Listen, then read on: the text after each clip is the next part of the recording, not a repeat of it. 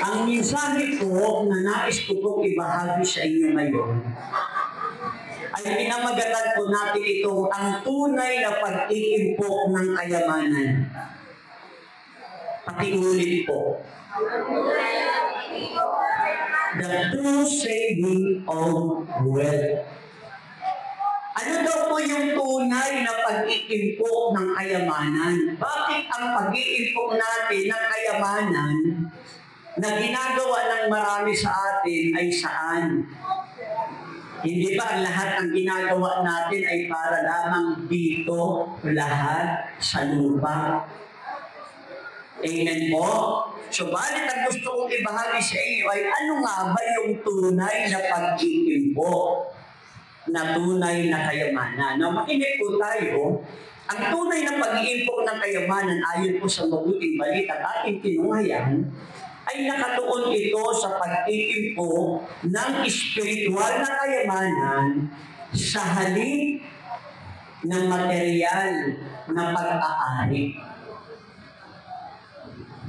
Ang aral po ng talinghaga ng mayamang hangal, yung pahiwatig na ang paghabol sa pansamantalang kayamanan ay walang kabuluhan kundi ito ginagamit para sa kabutihan ng kapwa at sa pagpapaunlad natin ng relasyon sa Diyos. Purihin ang Panginoon. Una, ang material na kayamanan ay pansamantala lamang. Kayamanan ay pansamantala. Yon, material wealth is temporary. Ang mayamang hangal, siya po ay gumugol po dito ng lakas, ng oras, ng pagpapalaki ng kanyang kamali para sa kanyang mga ani.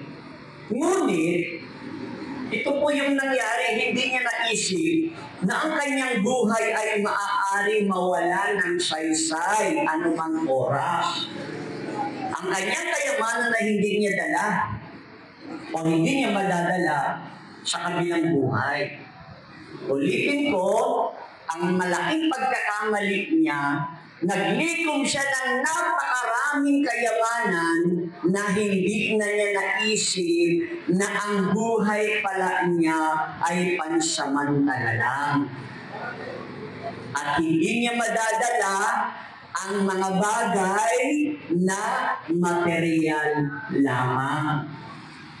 Ang sabi po sa Mateo chapter 6 verse 19 to 20, huwag kayong mag-impok ng mga kayamanan dito sa lupa. Dito'y may naninirang tanga at kalawang at may nakapapasok ng magnanakaw. Sa halip, impukin ninyo ay ang mga kayamanan sa langit. Nooy walang naninirang tanga at kalawang at walang nakapapasok na magnanakaw. Ingat kayo at huwag maging sakit. Kasi po yung pag-iipon ng kayamanan, yung taong maraming pera, yung taong mayaman, ayaw mo man sa hindi, pag-iisipan ka ng masama ng tao. Magkakaroon ka rin ng kabalsahan dahil baka kung sino yung kasama mo ay pag-interesan ka, hindi ka din makaalis nang wala kang kasama. Pagdududahan mo yung mga tao na sa paligid mo kasi masyado kang nag-iingat sa sarili mo dahil marami kang kayamanan. Yun po yung sinasabi, huwag tayo mag-ipon ng kayamanan dito sa lupa kasi maraming naninirahang mga tangat kalawang. At may mga magnanakaw. Po sa 1 John chapter 2 verse 17, mapaparam ang sanlibutan at ang lahat ng kinahuhumalingan ito. Ngunit ang sumusunod sa kalooban ng Diyos ay mabubuhay magpakailanman. Lahat daw po ng kinahuhumalingan ng mga tao ngayon, kahit ano ang ganda niyan, kahit ano yung napakahalaga niyan, mapaparang, mawawala.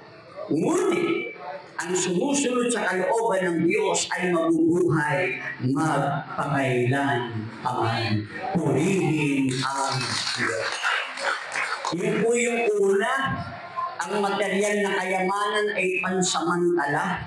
Material wealth is temporary. Second, ang tunay na kayamanan ay ang pagiging mayaman sa Diyos. Yung true wealth is being rich towards God. Ang tunay daw po na mayaman, yung pagiging mayaman sa Diyos. Hindi lang natin ito nakikita at hindi lang natin lubusan ito nakikintindihan. Sa mata po ng Diyos, ang mayaman talaga sa pagiging mayaman sa Diyos ay nangangahulugan ito na pagiging mapagbigay sa kapwa. Yung mayaman, sila yung mga tao mapagbigay ng tulong sa kapwa, pagtulong sa mga mahihirap. Ang sabi ko sa Mateo chapter 22 verse 37 to 39, sumagot si Jesus, ibigin mo ang Panginoon mo Diyos ng buong puso, ng buong kaluluwa at ng buong pag-iisip. Ito ang pinakamahalagang utos. Ito naman ang pangalawa, ibigin mo ang iyong kapwa gaya ng iyong sarili. Napakahalaga na tumulong tayo sa kapwa dahil ito ay pangalawang utos. Ibigin mo ang Diyos una at yung pangalawa, ibigin natin yung ating kapwa. Kapag ang tao ay tumutulong sa kapwa, larangan yan o larawan yan ng tao mayaman sa Diyos. Ano ba yung ibig sabihin ng pagiging mayaman? Nangangahulugan ito ng pagpapakita ng kababaang loob at pagkilala sa Diyos bilang pinagmumula ng lahat ng bagay. Sino daw yung taong mayaman sa Diyos?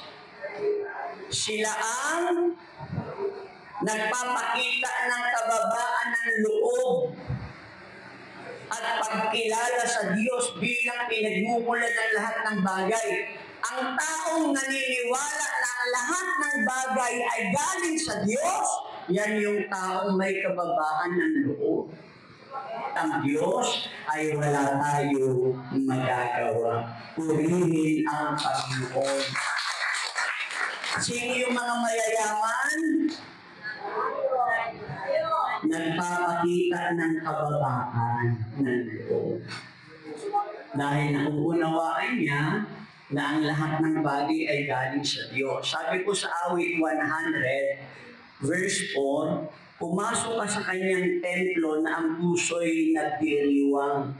Umaawit, nagpupuri sa loob ng dakong banal, purihin ang ngalan niya at siya'y pasalamatan. Sa Pilipos chapter 2 verse 3, huwag kayong gagawa ng anumang bagay dahil lamang sa hangad ninyong matanyag. Bagkus magpakababa kayo at huwag ipalagay na kayo'y mabuti kayo sa iba.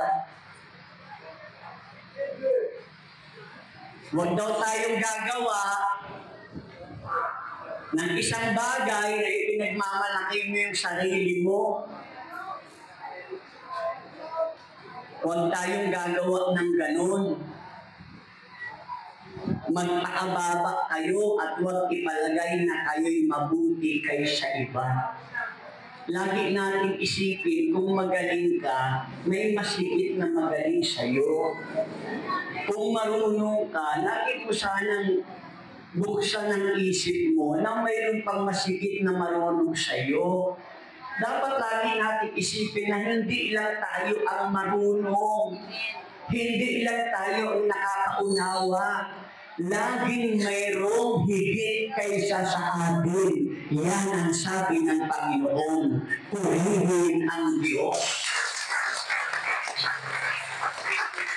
Pangatlo, yung una po natin, ang material na kayamanan ay pansamantala lamang. Ang number 2, mga kapatid, Ang tunay na kayamanan ay ang pagiging mayaman sa Diyos. Santiago chapter 2 verse 21 to 24. Si Abraham ay kinalugdan ng Diyos dahil sa kanyang mga gawa nang ihandog niya sa dambana ang anak niya si Isaac. Hindi ba? Di ay makikita kung magkalakip ang kanyang pananampalataya at ang mga gawa at nagiganap ang kanyang pananampalataya dahil sa kanyang mga gawa. Natupad niya ang sinasabi sa kasulatan, si Abraham ay sumampalataya sa Diyos at dahil dito, siya ay ibinilang na matuwid. Ang tawag sa kanya ng Diyos ay ang kaibigan kong si Abraham. Verse 24. Diyan ninyo makikita na ibinibilang na matuwid ang isang tao dahil sa kanyang mga gawa. Pag gumagawa ka ng gumagawa, sino man ang tao iyon ginagawaan ng mabuti, itinuturing ka ng mabuti. Iwas sa kasakiman at maging mapagpasalamat. Pag-iwas sa kasakiman at maging mapagpasalamat. Pakiulit po. Avoiding greed and being grateful. Binigyan din ng Panginoong Jesus, mga kapatid, na ang buhay ay hindi nakasalalay sa dami ng ari-arian. Ang buhay ay hindi nakasalalay sa dami ng kayamanan. Ang kasakiman at pagiging mapaghamak ay humahantong sa pagkalimot sa Diyos. Yung mga mapang-api, yung mga nagpapahamak ng kapwa nila, nakakalimutan na nila ang Diyos. Sa halip, dapat tayo maging mapagpasalamat sa mga biyaya na natatanggap natin araw-araw. Kahit ano yung mangyari sa atin, o sa Mateo chapter 6 verse 19 to 21, huwag kayong mag-imbok ng kayamanan dito sa lupa.